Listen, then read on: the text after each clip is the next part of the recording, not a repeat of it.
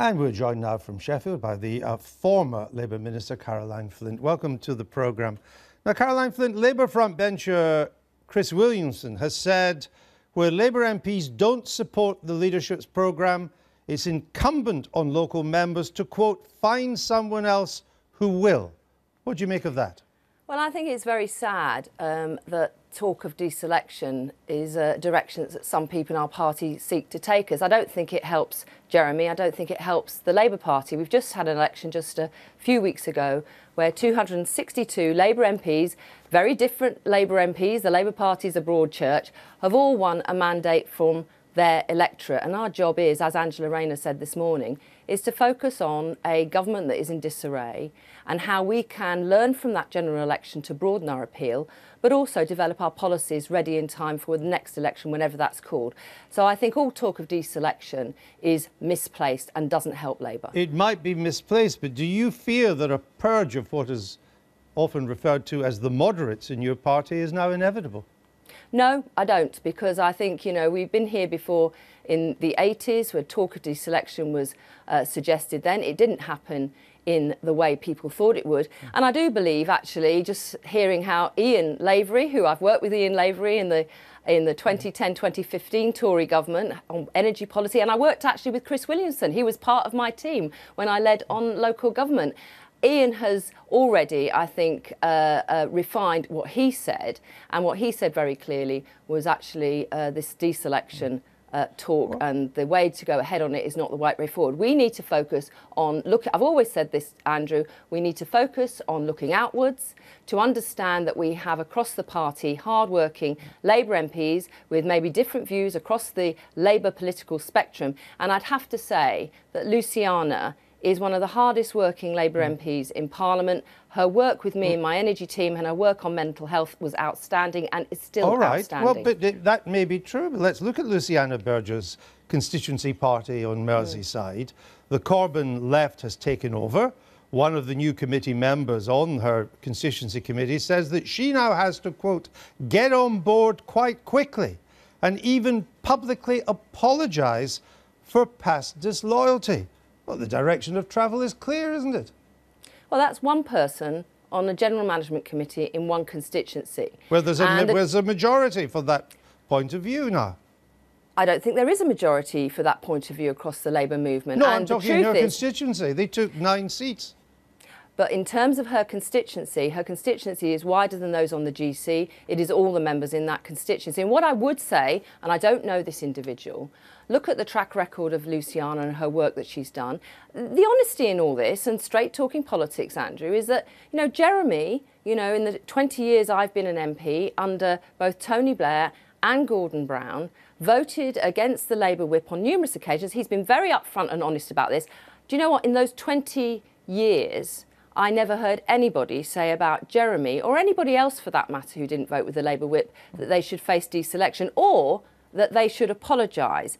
And I think, you know, that represents the broad church of the Labour Party, and we should look at what brings us together rather more than sometimes we have differences on policy point of views. And I have to say, I think that's something that we should be looking outwards and dealing with and working on much more strongly. Of course, and you said that 3 times, but it's not happening.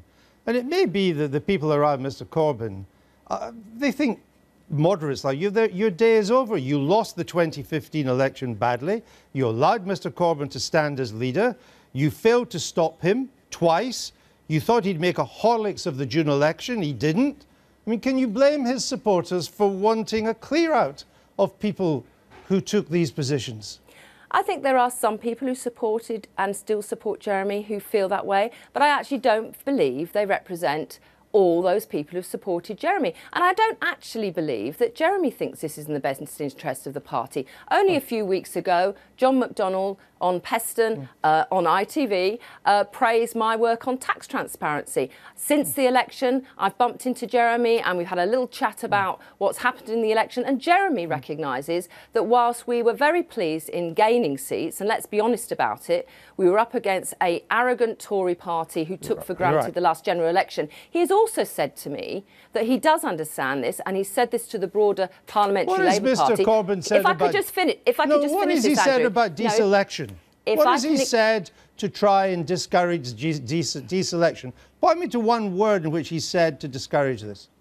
For example, he said to me that he recognised that we had won in numerous places in quite outstanding circumstances, but he's also said to me that he recognises that we need to broaden our reach and understand why we were losing working class voters. Now that says to me that that is a leader who is up for and open to looking at the reasons why we were successful, but the reasons why we weren't, and he wasn't shutting down conversation on that front. So I'll take him at his word on that, because that's Except that what he's we not need. said that publicly. No, but what we need from a leader is to challenge our party about where we need to go next. And he has said that. Diane Abbott said at a conference I was at a few weeks ago that we needed now, post the general election, to look at our manifesto, to look more clearly at issues around our tax and spend policies, because obviously clearly now we have more time to look at those issues, and also we may be facing a very different election when that time comes. Now that's what I want from the leadership team. Talk about how we improve our message, how we improve our reach, and by doing that get away from what some, a minority I have to say, are saying about deselection. Well, Corbynistas like Paul Mason, former journalist, he thinks that Labour moderates like you were to blame for the defeat. He says people like you cost Labour victory because you were always attacking Mr. Corbyn. That's quite a popular Corbyn view in the Corbyn wing of the Labour Party, isn't it? It may be a point. Look, I'm sure it's a view about some, and I think that's Paul Mason's view. I think he is fundamentally wrong. When we look at the results of the last general election, what we can see is actually a continuum from 2015, where Labour is losing support amongst older voters and more working class voters. And what we see is in this election in 2017, Labour has, I think we're at our highest point amongst, if you like, the ABC's middle class voters compared to where we were in 1979. But the Tories are highest amongst working class voters since 1979 as well. Now, those working class voters weren't voting for a more, if you like, left alternative to Labour. Sadly, they were voting Tory, and we have to address that, because our party is this broad church, and representing working class people is at the heart of what the Labour Party is all about. And that's the discussion we need to have. That is the depth of discussion we need to get into to put us within a fighting chance of taking on a Tory party that is completely at disarray, and arrogance got in the way of them winning this election. We cannot allow that to happen for us next time. Coroline Flint, thank you very much for joining us.